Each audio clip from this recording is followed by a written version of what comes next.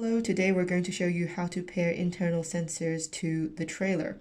First, we connect the trailer repeater and the display to the same power source. The trailer number will appear and it will correspond to the one on the display. Now we need to prepare the new sensors, which we will put 1 meter away from the display to prevent any interference during pairing. First, go into pairing mode by pressing the middle button 5 times. Now use the up button to rotate to trailer 1, 1A position. Now bring the 1A sensor close and hold the up button till you see PA on the screen. Move the sensor close to the antenna until 0 appears on the screen. Now move this sensor away to prevent interference.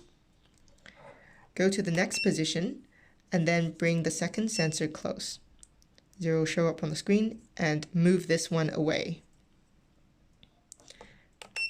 Now go to the next position and bring in the third sensor. Repeat the steps for all other sensors.